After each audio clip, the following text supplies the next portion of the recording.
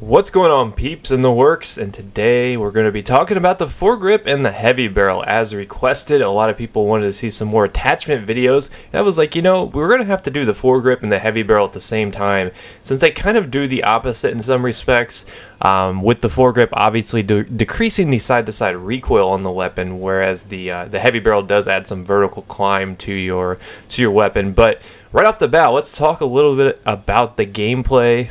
This is some KH gameplay, obviously. The reason why I chose it is because I think it's one of the best candidates for the foregrip, and I was like, well, what better to talk about the foregrip than to use the KH 2002, aka the K-Bar.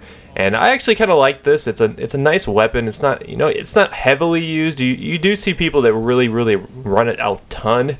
But for the most part, it's one of those underused weapons, in my opinion. I mean, there are some people that have a ton of kills with this thing, but for the most part, I think it's a little bit underappreciated in this game. But anyways, let's get started. So, the foregrip. What does the foregrip do?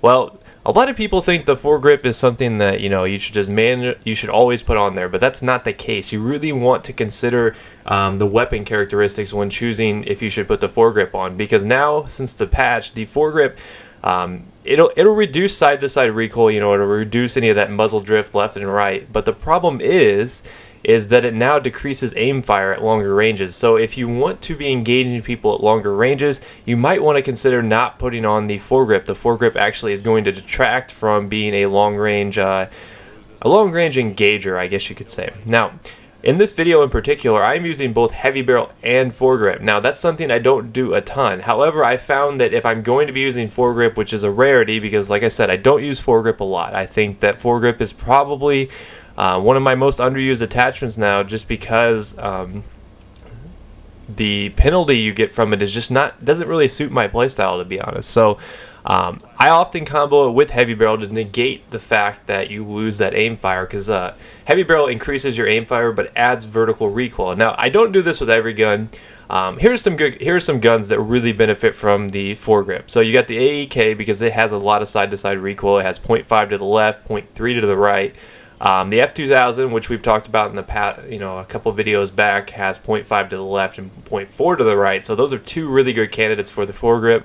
The FAMAS has 0.6 to the right, 0.3 something to the left, I believe. So the FAMAS is a really good candidate for it. Considering that the FAMAS is an up-close weapon and you're not going to be engaging people at longer ranges, you should always run foregrip on FAMAS. I would say that, without a doubt, FAMAS, you've got to have foregrip, because it has really predictable recoil, but in the same respect, the foregrip kind of hones it in and makes it a usable close combat weapon like it's supposed to be. Now, the KH obviously is a candidate because it has 0.4 to the left and right.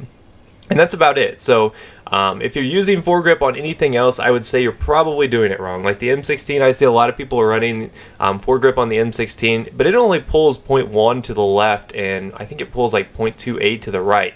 Now, that being said, if you find yourself being a close quarters kind of guy, if you find yourself getting in a lot of close quarters engagements, okay, use foregrip. That makes sense, because if you're up close, foregrip's not going to hurt you at all, because like I said, it only reduces the aim fire, and aim fire is more of an issue downrange.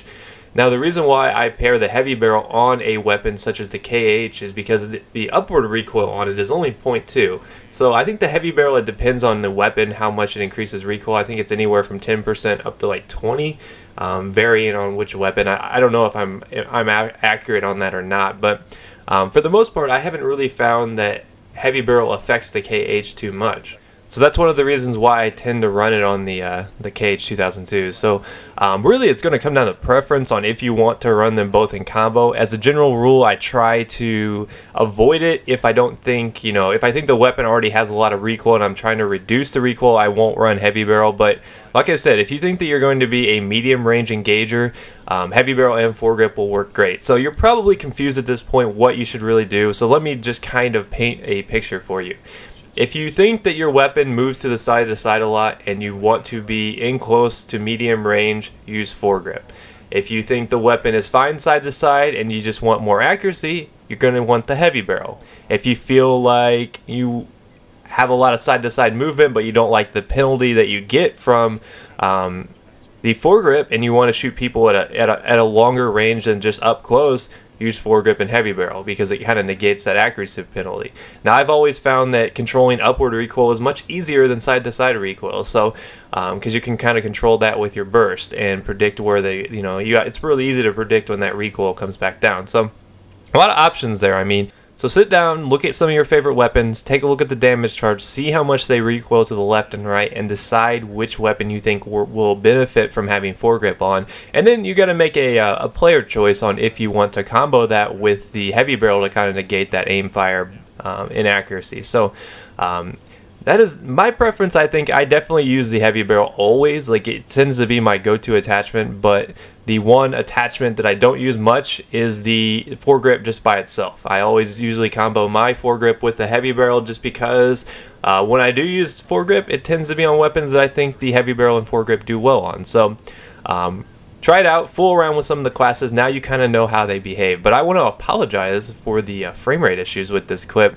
This was a really, really good game, and I wanted to use it, but for some reason this server and my recording got really, really laggy. I was like, oh man, I'm just going to use it anyways. Hopefully you guys don't mind a ton, because this was a good little sequence here on a last objective with the KH. But you can see, like, I'm shooting these people at medium range, and this thing is just a laser beam, because the heavy barrel, like I said, negates the penalty of the foregrip of being inaccurate downrange. It kind of makes it a little bit better from that distance, and the KH is already really super accurate, so that's why I think it does benefit from having both of them on there, because it doesn't have a ton of upward recoil, but it does have a lot of side to side, so I can kind of reduce that side to side recoil. It becomes super accurate, and you know, we all prosper in the end. So fool around with some of these. Fool around with the heavy barrel and foregrip attachments. Like I said, it's really going to be a situational type of thing, because it depends on what you're trying to go for. But hopefully you guys enjoyed this. I think next video we'll talk a little bit about some of the other attachments, but I'll see you guys next time.